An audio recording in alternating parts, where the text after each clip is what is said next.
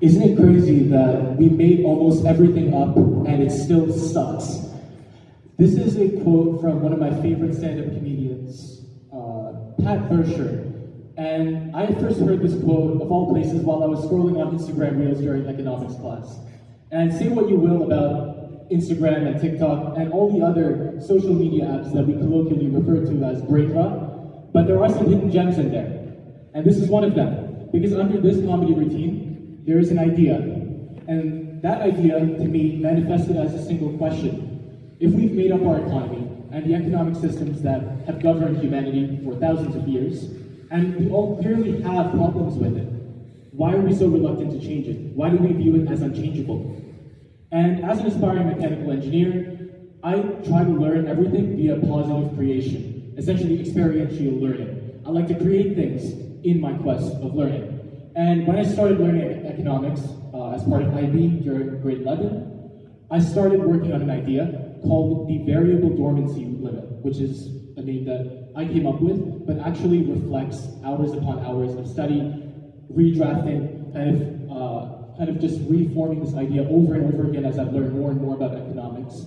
And today, what I want to do with you is share this idea and share a bit about how it could potentially answer one of the biggest and most pervasive problems plaguing society today: wealth and mobility.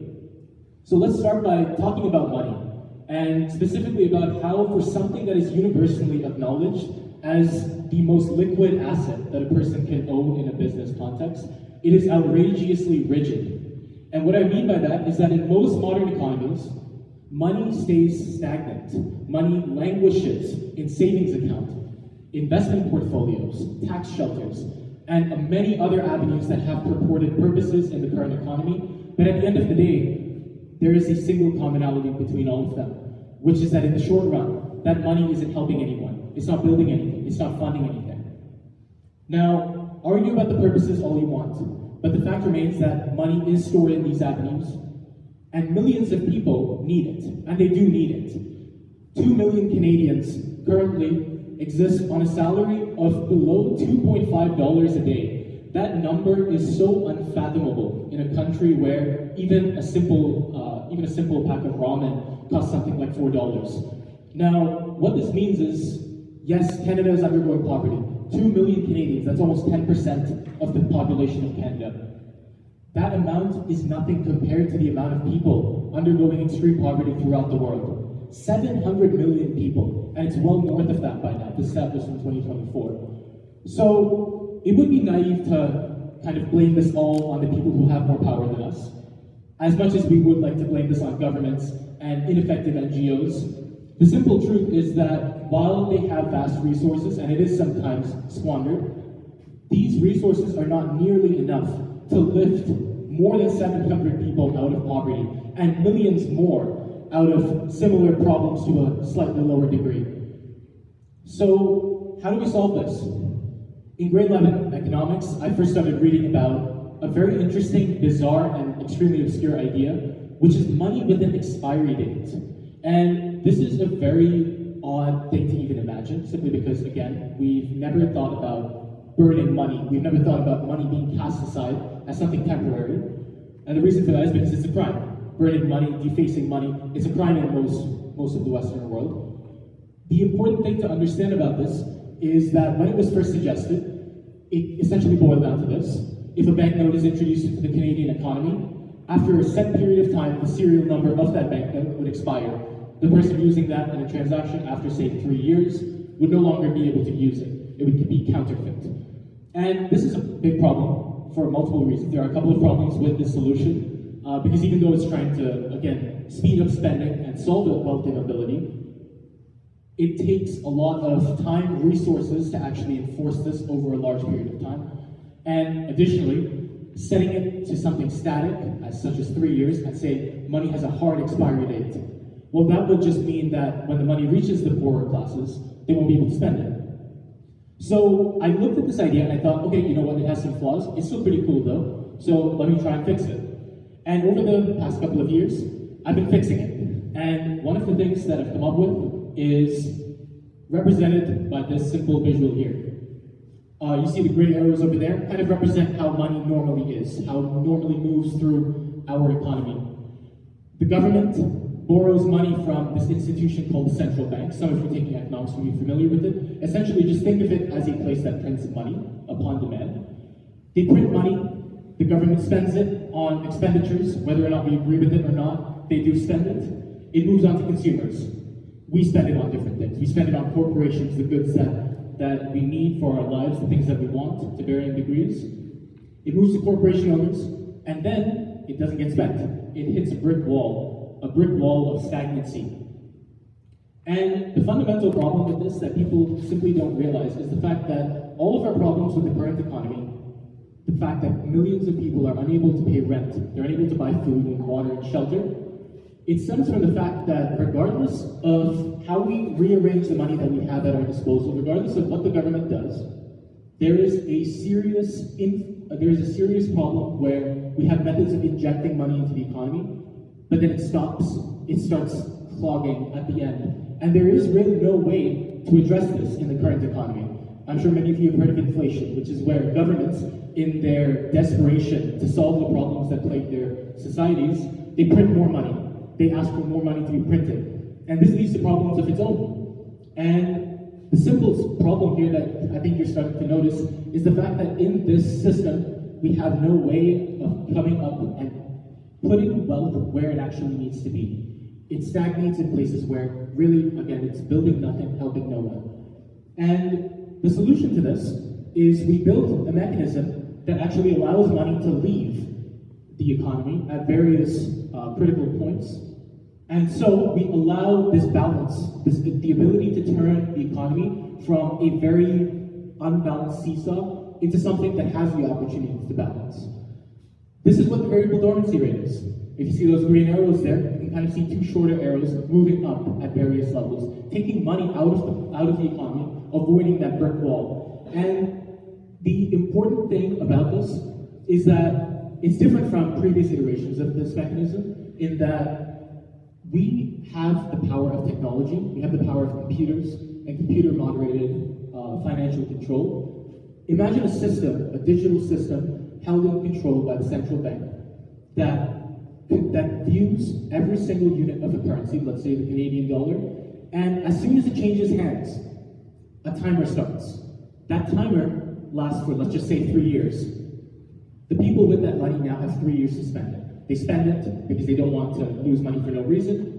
It reaches new hands, and now suddenly the timer resets. Now, the reason that this wouldn't have worked even 50 years ago is because obviously computers have progressed a lot since then. The advent of digital currency, I'm sure many of you have digital online banking accounts. And so what we can see is we live in a different world, but even though money has increased, the presence of money has increased in our lives, and we all collectively do have more money now than people did back then, we also have incredible new tools that could be used to greater benefit than what we had back then. So even though we have more money now, we also have way more tools to fix the problems that have plagued us for millennia. And essentially, this is kind of like a Robin Hood principle, what we're dealing with here, which is that where the classic Robin Hood would steal from the rich, give to the poor, solving wealth and mobility. This does the same thing, except it doesn't do it without consent. It's not an attack on wealth, it's an attack on stagnancy. Again, this is the beauty about this solution, and about solutions that are sort of similar, are that they aren't indiscriminately attacking one demographic. We often make the joke that rich people are people too, kind of in that ironic sense where we say, well, they don't have souls, they don't face the same problems as us, they don't really know what we're going through. That irony needs to be solved. It speaks to a deeper issue where there is a serious division between us, people poorer than us, and people richer than us. And that immobility can be solved via a mechanism that speaks to all of those demographics, which is this. Instead of being like a Robin Hood, which is what historical solutions to wealth and mobility have often included, such as communism and offsets of those, this does not attack rich people. It simply acts as a very much needed incentive to get them to spend, to get them to take their money that they're not using, that is serving no purpose there, and it gives them an opportunity to spend it, and if they don't spend it, the governments now have an opportunity to use that money in the expenditures that do matter in the short term.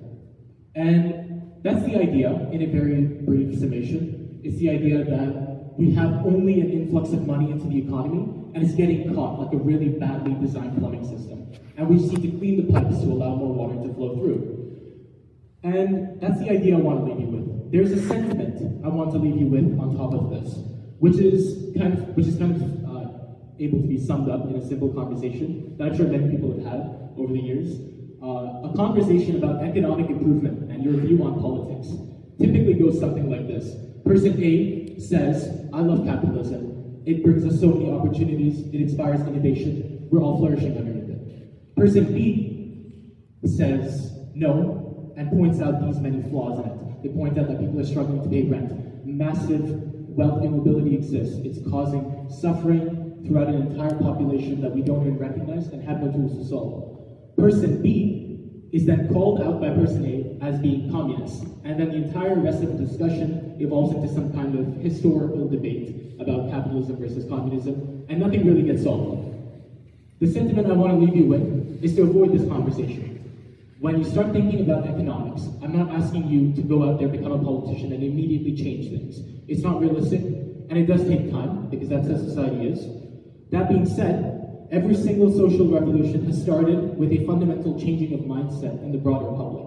Consider vaccines. Even 50 years ago, vaccines as a widespread government implementation was unthinkable. It was being protested around the same time that other civil issues were being debated in the 1960s.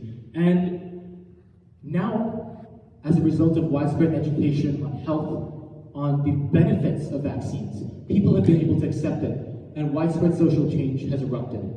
And this is the same thing that we have to treat economics as.